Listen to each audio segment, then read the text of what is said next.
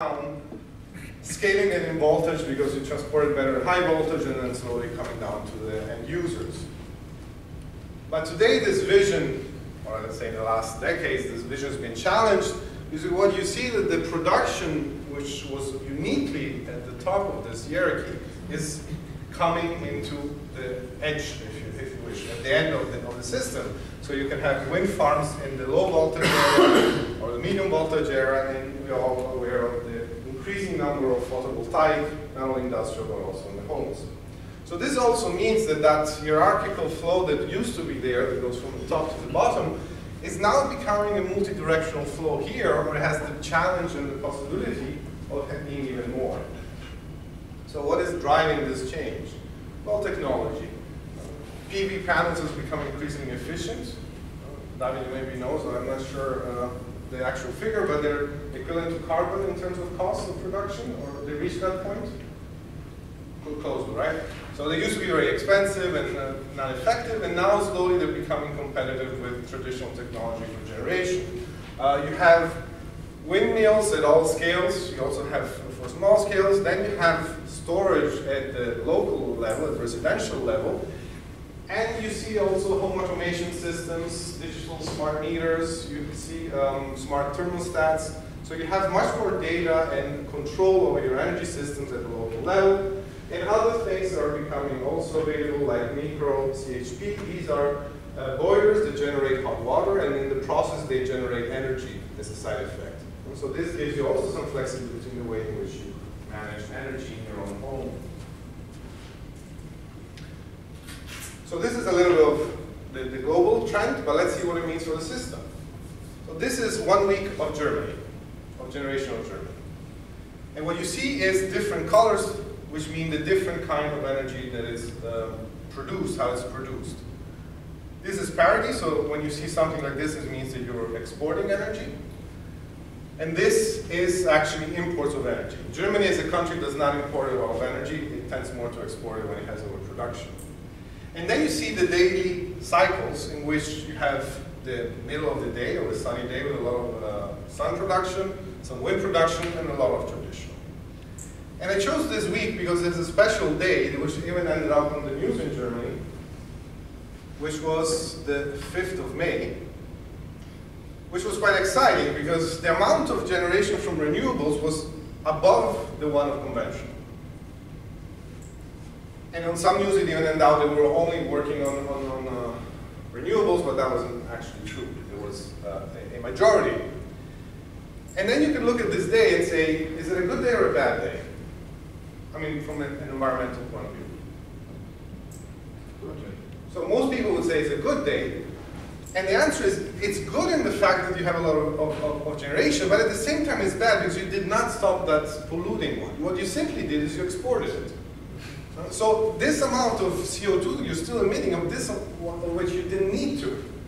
And typically what happens from Germany, at least from what I heard, is that you're actually selling this to a neighboring country, perhaps at a negative price. So you're actually paying someone to get that energy. And there's some countries neighboring your country which are smart enough, which have a cable to Norway and pump water up in Norway to sell it back to you later when you need it. Right? So this is an issue. This is an issue because it would have been a great day if this wasn't there. If you say, you know, I can predict this, I can manage my energy in such a way that I don't need this part, and I can really reduce that amount of polluting energy. So, as a computer scientist, I see in this field a lot of potential and a lot of trends which are close to what I'm interested in. So what is happening is that the whole infrastructure is digitalizing. Again, not too long ago, and perhaps in many places still so, how do you measure the system? How do you know that something happened?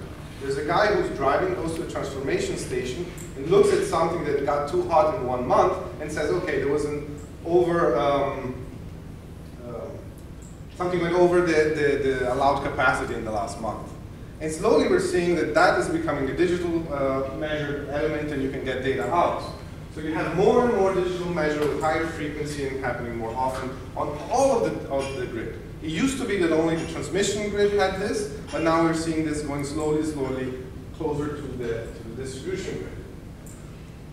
The other thing is that the power engineers are have a number of tools which are great for modeling the system in the small. You can complain. So I'm talking to David, who's going to talk after me, and he's a power engineer, and I'm very happy he joined us today. So feel free to complain when I say something not acceptable.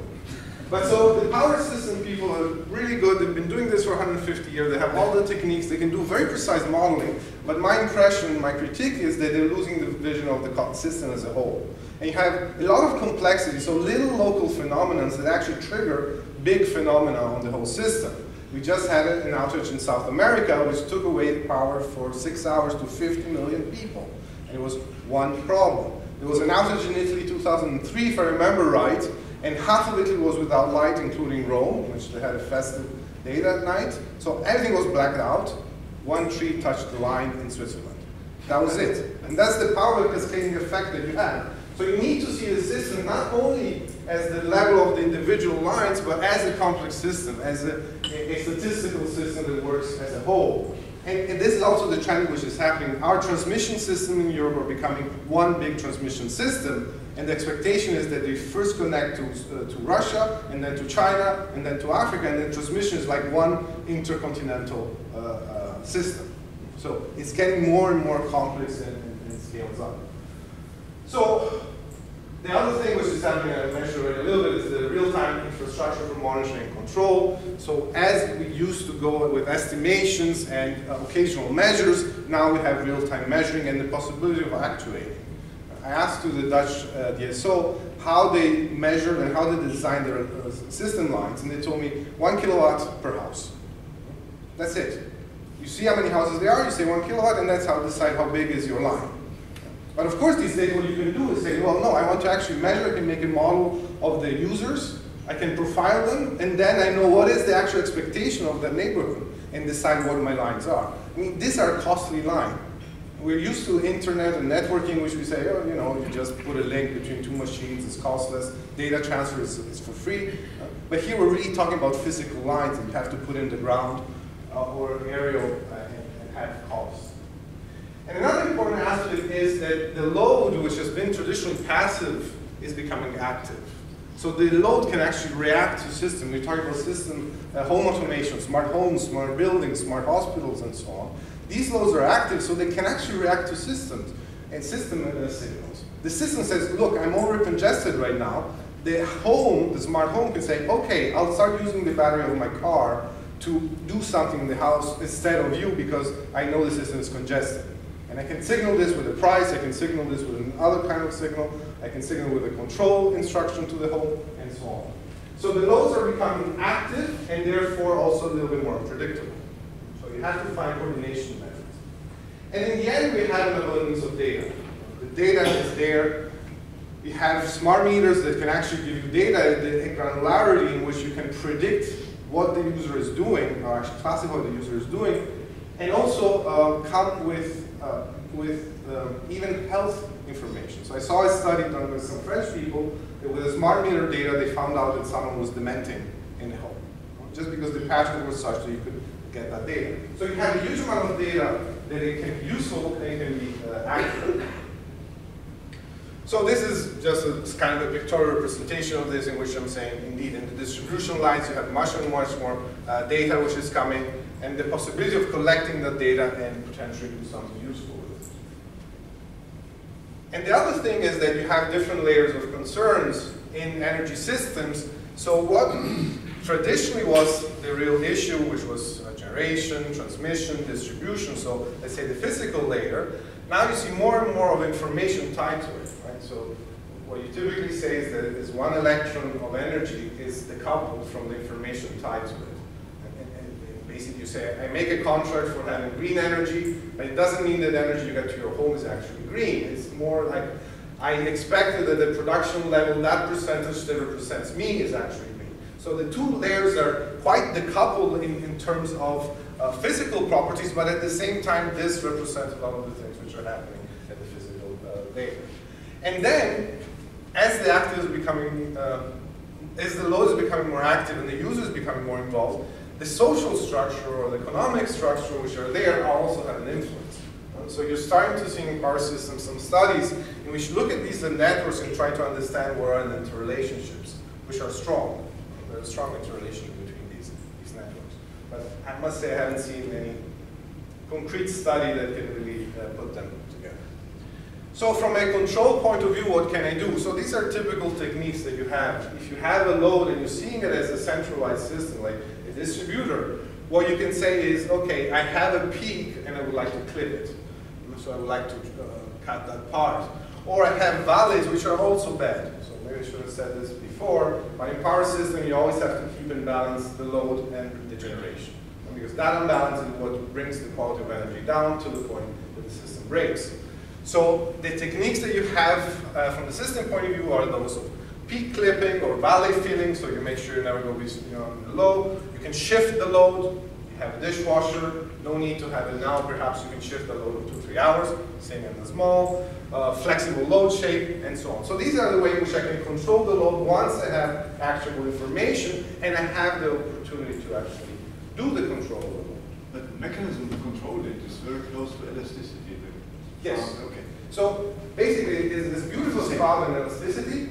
The only problem is I have a huge amount of physical constraints. Right? Because with cloud, I just say I put in more power, computing power.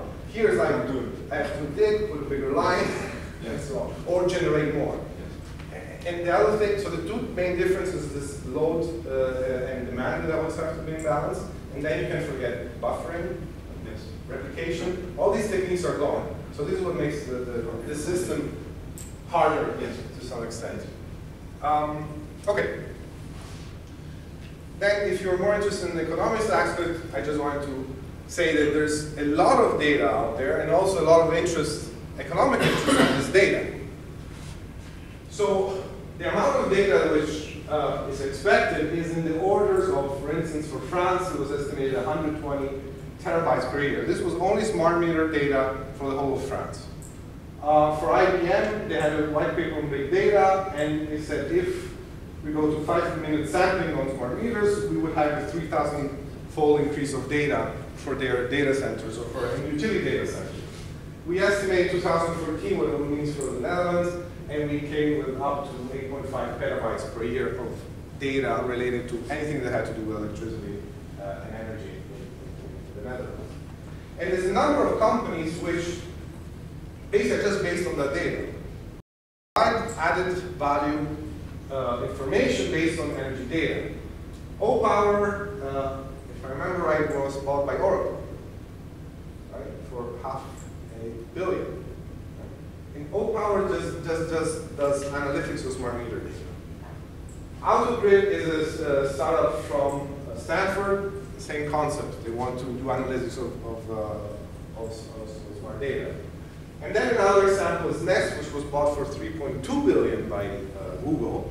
And they were not, so maybe you should say about Nest. So Nest is a smart thermostat. I mean, that was the main product. And it learns from your behavior, so it gives you smarter and cheaper way of managing your home system, supposedly. And it had this nice design. The guy who designed this is the same guy who designed the very first iPod. And it's a beautiful object. But Google did not buy them for the hardware. They sell this, perhaps overpriced at about 200, 150 euros a piece. But they didn't buy them for the hardware business. What they bought them for was for the data. Because this has so much data about your home, the way you use your home, and you could sell that data to insurance companies, retail, and so on. So this is a company that for me is a data company and was acquired by Google for exactly the value of that data. After the acquisition, some things went wrong, but good. So this is a little bit to give you the motivation for why I find this field interesting and challenging. So let me tell you a little bit about the kind of research we did in the last years. So one thing that we looked at was this active load, so the smart building. And when you have the smart building, to make it smart, you have to have the IoT and the edge technology that we've seen this morning in the talk of Sharon, and then you also have smartness. And that smartness for us was trying to understand what's happening inside the building and translating that into actions. So what can I do to make the people in the building more comfortable and at the same time saving energy, of course comfort and productive. So we built a number of prototypes and basically a middleware to handle a building and then be able to put smartness on top. We tried to avoid sensors which were highly intrusive, so we never worked with a camera. we always try to use low intrusive sensors to try to understand what's happening, but possibly not identifying people. We do understand that the data is such that you could, but we try to avoid it. And then the smart comes in, so we use artificial intelligence planning. No deep learning, I really mean artificial intelligence planning here, so that we could actually decide how to manage the building. And there's some subtleties in when you do planning for such a thing like a building, because it's highly concurrent, you have a lot of actors, you have a lot of uncertainty, and a lot of uncertainty in what you do. Another important thing is that the duration of an action can be very long. So turning on a light is basically instant, but changing the temperature of a room can take hours. So you have a long run in advance when this happens. We also started a company, I'll tell you just a little bit about this later, which is trying to bring these kind of results to the market. And then from the distribution point of view, we said, okay, let's start looking at distribution grid as complex systems. So let's accept that there's physical constraints between the various lines, but let's look at these as evolving systems and what should they evolve like if I have more and more active load. If I have more generation that comes from one home and instead of going back to the infrastructures, it all goes to a specific home and so on. So what would that system look like? So we started this involving the distribution grid as a complex network and looking at their evolutions and try to identify which evolution would be more suitable for a future smart grid kind of scenario. We also looked at other infrastructures, like for instance data centers, and this is what Brian is working on, in which you want to understand and predict the load of a data center in such a way that then you can try to optimize its energy usage. You want to eliminate those zombie processes and so on. And I think you have a poster. Is it on this? No, next event here. The last event.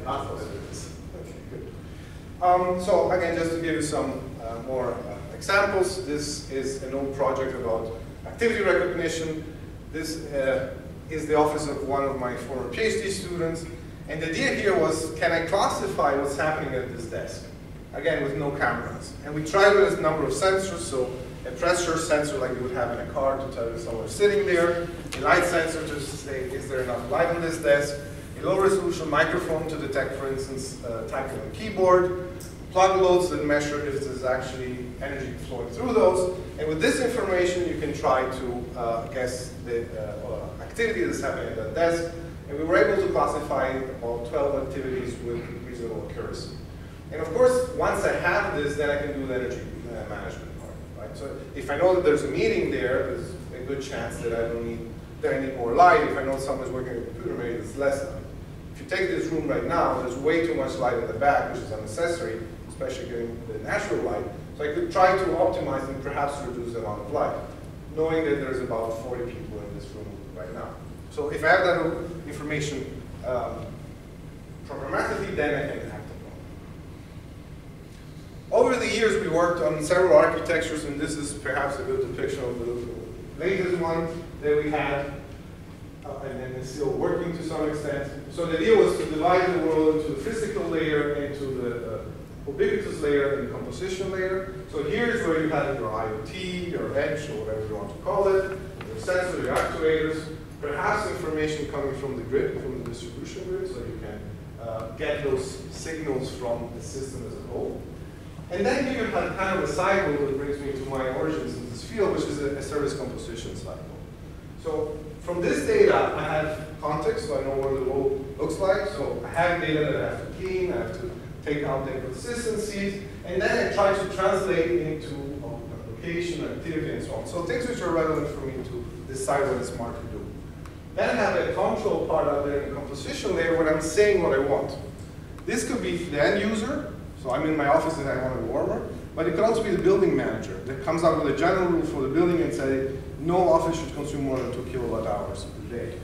So there I have, let's say, my high-level goals or my composition queries, if you prefer. But then I can go to the composition engine, and now the composition engine knows where the world is, what is the current state of the computation, if you wish, know where it should be, what the world wants, and so starts making plans and say, well, to be in this state that the user wants, this is what I have to do. And this is a sequence of actions. Actually, you can have parallel actions, and we do in our systems, that then have to be executed. So it goes to your orchestrator, as you have in service-oriented systems. So you have your orchestrator, it takes this, and then starts executing. So it starts scheduling the operations, it starts going to the various actuators. And here, there's a lot of things that actually have to happen, because in doing this, I can do diagnosis. Remind yourself that this is quite slow with respect to other surface-oriented architectures, because some things that take execution might take hours, and the rule will change. So while I'm executing, I actually have to monitor my execution, because my context can change and my plan is no longer valid. So we had to install. Is this also very close to the famous MAPE loop? The things? MAPE loop to an autonomic computing monitor, analyze, plan, and execute. So you said very famous just to embarrass me, isn't that heard of it? No. Ilchi's saying yes from behind. Okay, Yes, okay. Thank you. Okay. And I trust both of you, so I'm sure. Okay, but so you can see that this is basically a surface composition loop. And the things which become tricky, and I think where we came with the more interesting results were the planning part, in which you have to come with a plan that works and it's flexible, and then the orchestration part, in which you have to handle all these uncertainties. Traditional planning systems tend to really work in very discrete settings, and perhaps, I mean, if you look at classical planning, with no interference from the outside. This is a little bit about the complex network approach. So here we use techniques mostly borrowed from statistical physics, in which you take a network, and this is an actual network of medium voltage of Groningen, and then you say, what would happen if I start increasing the connectivity of this graph by following to different kind of rules, and what would that mean from a distribution of energy point of view? And we studied like 6 different policies for the change. They would bring you to 5, 6 different types of network models, and we saw that some network models are more prone to be used as smart grid models. The small world models is the case, but How do I read this diagram? What do they mean? so this is actual network. So this is basically substation and then go to holes or to other factories, and this is a real one. Yeah. And then basically saying, okay, what if I start adding edges? Where should I add them? And an edge means an additional line. Yeah. Under conditions, constraints.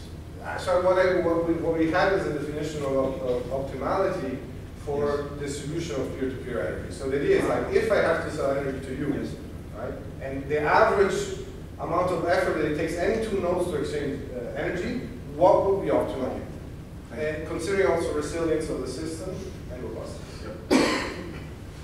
And this was a complete topological study. Later, a lot of us here started to bring in flow arguments. There's another PhD students going also working on flow-based models. So not only looking at the topology of the system, but also the dynamics, at least from a high level. This is the building in Groningen where I used to work, and we actually applied a lot of techniques I told you about in this building. And after a couple of years of deployment on components of the building, we never deployed on the whole building, but on components of the building, we obtained quite interesting savings. One experiment was here, the cafeteria, where we controlled the light, and on that one we were able to save over 80% of energy. And I think Ilse was involved in that more than light. No. So they actually built a system that could understand what was going on here, and it went from manual control to our system, and the savings was even hard to believe, let's say. So we deployed a lot of things on that. I'm trying to see if I can deploy anything in Stuttgart. But this not 6 seems to be a problem. What seems to be a problem? This is not 6, I call it. Bauten. Dezernat 6 meint er. Ist bei uns so das Dezernat für Baute. Yeah. Die machen nur Ärger. It's basically, emails come out, but they don't go. So it's impossible to talk. Okay, but maybe one day I'll show you a picture of our building in Stuttgart in which you can do some. This is the company that I mentioned that is still active in Groningen. Right now, mostly what they sell is a monitoring system, so they come to existing buildings. A lot of municipalities, but also some companies are involved, some schools. Lately, they got a lot of pubs that have this. So the idea is they come to you, they put some extra sensors, they connect your smart meters, and they try to help you understand how you're using their energy, and also visualize it so people can have instant feedback. So this is a product which is going pretty well for the company, and now the next challenge is to bring automation. And recently, Fudura, which is basically the advanced metering infrastructure of the local DSO, made a major investment, and then we hope that this synergy can help the company. Since I'm running out of time, I think I'm going to my conclusion. So I find this area very interesting. I've been working on it for the last years and now expanding. And what I consider is that most of the challenges are at the distribution level. I think transmission grid have evolved already a lot, but what we're challenging the system at is really at the bottom, at the edge, if I can repeat myself. So here's where the changes are happening. So here I think we need new tools. And then this is strongly related with data, with all the data that's not available and that we can actually use upon. And you need to involve the user. So we work a lot with environmental psychologists, because you need to really understand the user and provide systems and tools that are workable for them. Because we, as engineers, or some of us which are engineers, tend to completely make mistakes in that respect. We assume too much from our user. Well, you have to support the user in its necessity to be green. And then greener buildings are a very nice example, because also they're a very important consumer. This is inherently interdisciplinary research. There's nothing that can be done in isolation. So, of course, I'm going to put computer scientists at the beginning, but we desperately need power engineers. So I'm very happy that they came here today, because they understand the system and they know how to model the system. Control engineers also have important roles, telecommunication engineers. But not only, so psychologists, economists, and law experts. Right? The point of regulation is also quite important, and we could make other examples had I more time. So I find this something to be very interdisciplinary as a research area.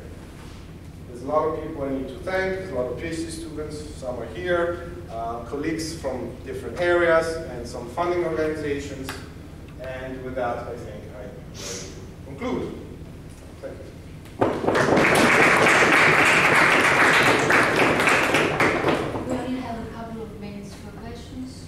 But also, we could leave the field back to David, so we can talk about it. I have one question. None of your slides said anything about privacy. And I think when you go to homes, this is one of the issues which will decide in the future whether or not this technology will be accepted or not. Sure.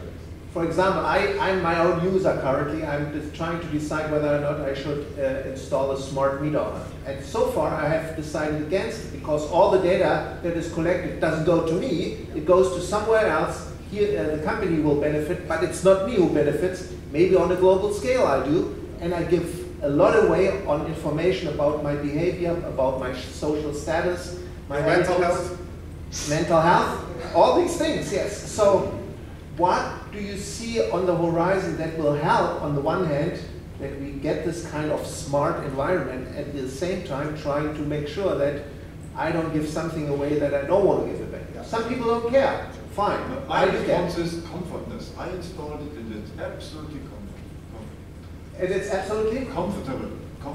But you are trading privacy for comfort. That's fine. If you decide to do so, I'm not willing to make the decision by will. Yes. Yeah, so actually I could give an hour talk on that part. I avoided. Few things to say. So you're lucky to live in Germany, right? Because if you're living no, this is no Europe-wide. Sweden and Italy don't let you choose.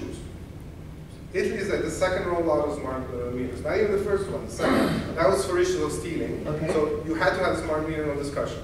The Netherlands, people can say that they don't want it, and I assume that now Germany is the same, based on privacy issue. So the answer to that is a little bit what you hinted. You give up privacy if you see a personal advantage. So why are you on Facebook, assuming that you are? Because you have an advantage of social acceptance in your social network.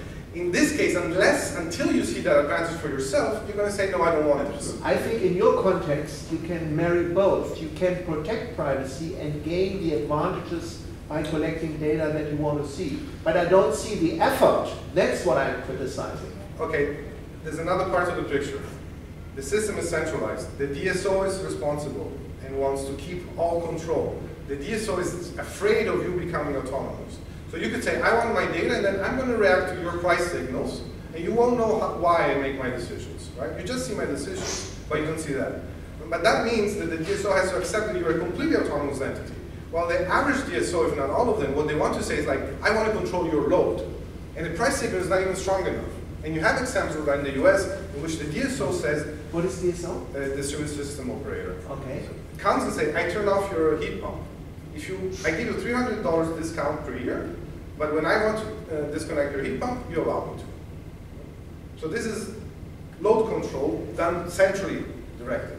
And when you go to DSOs, and Davide can tell me if it's true or not, you tell them, look, but just let the user free, and you just give price signals and they regulate on that, and then you have an automation that does that for you. They say, no, too dangerous for the system. So they're very reluctant to have that. I don't understand what this has to do anything with privacy. Because then you could keep the privacy, because you do the analysis yourself, Yeah. and then decide to become active as a role, and just respond to signals which are incentive signals, rather than saying, okay, the system decides for me. And now the system decides for you, they want the data so that they can make a decision, because they can make the load profiles and so on. But you can also build in privacy aspects. I guess this was the point of this. Yes.